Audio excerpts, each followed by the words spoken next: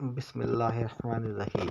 حضرت محمد صلی اللہ علیہ وسلم اور شیطان کا واقعہ۔ آج ہم آپ کو اللہ کے پیارے نبی حضرت محمد صلی اللہ علیہ وسلم اور شیطان کی ملاقات کا واقعہ بتانے والے ہیں، جس سے آپ کو معلوم چل جائے گا کہ شیطان ہمیں کس طرح سے برے کام کی طرف لے جاتا ہے۔ اللہ کے نبی اور شیطان کے بیچ کیا باتیں ہوئی تھی، کیا سوالات اور کیا جواب ہوئے تھے، وہ سب کچھ آج ہم آپ کو بتائیں گے۔ جب اللہ تعالیٰ نے حضرت آدم علیہ السلام کو بنایا، فرشتوں اور شیطان کو اللہ تعالیٰ نے حضرت آدم علیہ السلام کو سجدہ کرنے حکم دیا تو سب نے سجدہ کیا، لیکن شیطان نے سجدہ کرنے سے انکار کر دیا۔ اللہ تعالیٰ نے بھی شیطان کو لعنت کے ساتھ جنت سے نکال پھینکا۔ شیطان جنت سے نکل جانے کی وجہ ایک انسان ہوا تو اپنے بدلے کی آگ بجھانے کے لیے شیطان نے اللہ کے بندوں کو سیدھے اور نیک راستے سے ہٹانے کا کام شروع کر دیا۔ کئی نبیوں اور رسولوں کے دور میں شیطان ان سے ملاقات کرتا رہا اور ان کی قوم کو تباہ اور برباد کرنے کی الگ الگ چالیں چلتا رہا اور ان کو گمراہی میں ڈالتا رہا، جس کی وجہ سے ان پر دردناک عذاب آئے اور ان کا نام و نشان مٹ جائے۔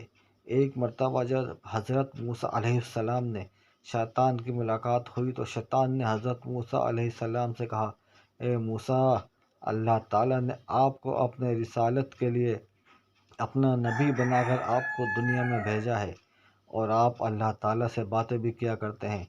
میں بھی خدا کی مخلوق میں شامل ہوں اور مجھ سے ایک گناہ ہوا ہے اور اب میں اس گناہ سے توبہ کرنا چاہتا ہوں۔ کیا اللہ تعالیٰ کی بارگاہ میں میری سفارش کریں گے؟ اللہ میری توبہ قبول کرے۔ حضرت موسیٰ علیہ السلام نے اللہ تعالیٰ سے شیطان کے لیے دعا کی۔ اللہ تعالیٰ کی طرف سے حکم ہوا، اے موسیٰ، ہم تمہاری دعا قبول کریں گے۔ اور شیطان کے لیے اللہ نے حکم دیا کہ اسے حکم دو کہ وہ آدم کی قبر کو سجدہ کرے، پھر اس کی توبہ قبول ہوگی۔ شیطان نے انکار کیا اور گھمنڈ اور غصے میں آ کر کہنے لگا، جب میں نے حضرت آدم علیہ السلام کو ان کی زندگی میں سجدہ نہیں کیا تو آج ان کی قبر کو بھی سجدہ نہیں کروں گا۔ پھر شیطان نے کہا، اے موسیٰ، اپنے اللہ تعالیٰ کی بارگاہ میں میری سفارش کی ہے، اس کے لیے تمہارا مجھ پر حق بنتا ہے۔ چلو میں تم کو کچھ راز کی باتیں بتاتا ہوں۔ تم مجھ کو 3 حالتوں میں یاد کیا کرو، ایسا نہ ہو کہ میں تم کو ان 3 وقت میں برباد و تباہ کر دوں۔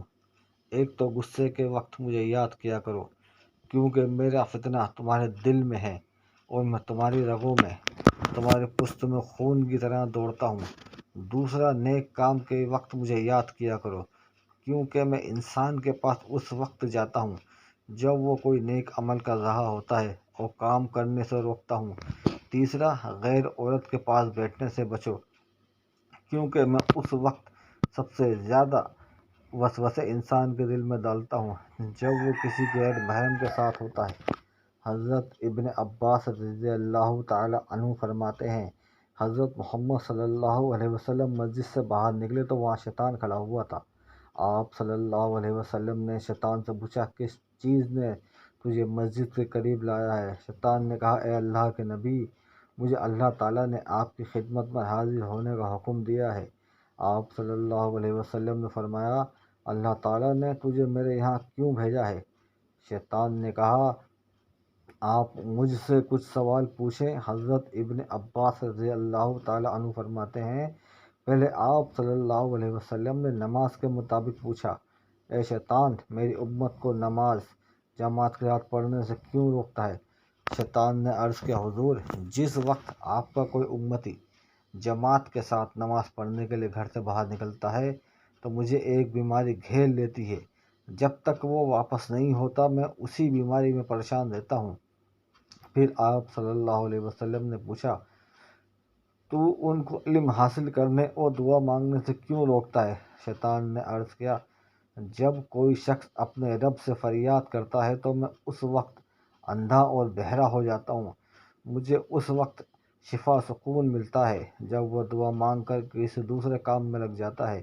آپ صلی اللہ علیہ وسلم نے شیطان سے پوچھا، میری امت کو قرآن پڑھنے سے کیوں روکتا ہے؟ شیطان نے عرض کیا، جب وہ قرآن پاک پڑھتے ہیں تو میں آگ میں جلتا رہتا ہوں، پھر آپ صلی اللہ علیہ وسلم اللہ کے پیارے نبی محمد صلی اللہ علیہ وسلم نے فرمایا تم ان کو نیک کام کرنے سے کیوں روکتے ہو؟ شیطان کہنے لگا جب کوئی شخص نیک کام کرتا ہے تو میرے سر پر کلہاڑی جیسی کوئی چیز دھار ہتھیار چلتی ہے جو مجھے ایسے کاٹتا ہے جیسے لکڑیوں کو کاٹا جاتا ہے۔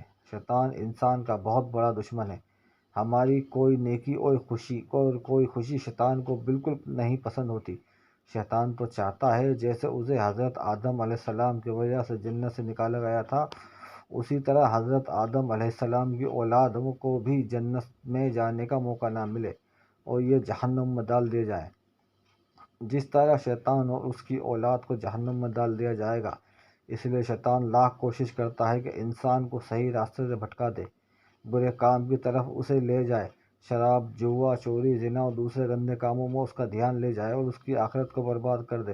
اللہ تعالیٰ سے دعا ہے کہ وہ ہمیں شیطان کی مکر و فریب اور اس کے برے چالوں سے بچائے رکھے، آمین۔